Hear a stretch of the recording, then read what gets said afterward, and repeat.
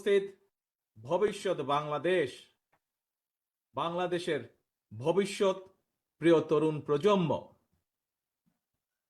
আপনারাই আগামীর বাংলাদেশ। তাদের উদ্দেশ্যে বলতে চাই, রাজপথ আমাদের ঠিকানা। এই ঠিকানা কিন্তু আমরা ভুলে যাইনি, এখনো সময় আছে। ঠিক মতো কথা বলুন, আর না হলে এর জবাব কিন্তু খুব অল্প সময়ের মধ্যেই রাজপথে দেওয়া হবে। বন্ধুরা আমার, আমাদের একমাত্র শত্রু, রাজনীতির শত্রু, এই দেশের গণশত্রু শেখ হাসিনা এবং আওয়ামী লীগকে পরিচালনা করেছিল। সংস্কার, বিএনপির আগে কেউ সংস্কারের কথা বলে নাই। কৃষক দলের সাবেক সাধারণ সম্পাদক, বিএনপির সহশিক্ষা সাবেক বিষয়ক সম্পাদক জনাব আব্দুল কাদের ভূঁইয়া জুয়েল আমাদের মাঝে উপস্থিত আছেন। সহতত্ত্ব সম্পাদক তাইফুল ইসলাম টুপি উপস্থিত আছেন। আমিরুজ্জামান খান শিমুল সহতত্ত্ব বিষয়ক সম্পাদক উপস্থিত আছেন। অপর্ণা রায় দাস সহ প্রান্তিক জনশক্তি বিষয়ক সম্পাদক উপস্থিত আছেন।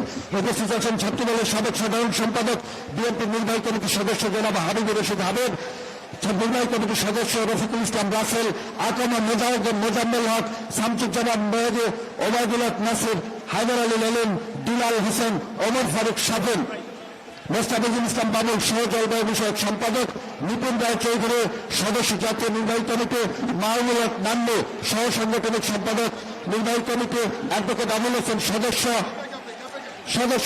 আমাদের মাঝে আরো উপস্থিত আছেন ফকিরাপুলের পরে ঢাকা মহানগর দক্ষিণ বিএনপির বিপ্লবী আহ্বায়ক, নেতাকর্মী সহ আমাদের সাথে একাত্মতা ঘোষণা করেছেন জনাব রফিকুল ইসলাম মজনু, রফিকুল আলম মজনু এবং সদস্য সচিব তানভীর আহমেদ রবিন। আমরা ঢাকা মহানগর দক্ষিণ বিএনপির আহ্বায়ক, সদস্য সচিব সহ সকল নেতৃবৃন্দকে শুভেচ্ছা জানাই, অভিনন্দন জানাই। আমরা তো আগেই বলেছি, যারা চাঁদাবাজি করে পুলিশ কেন ওদেরকে ধরে না? বিভিন্নভাবে ব্যাপকভাবে চাঁদাবাজি করছে এবং সেটার দোষ বিএনপির উপরে চাপিয়ে দেওয়ার চেষ্টা করছে।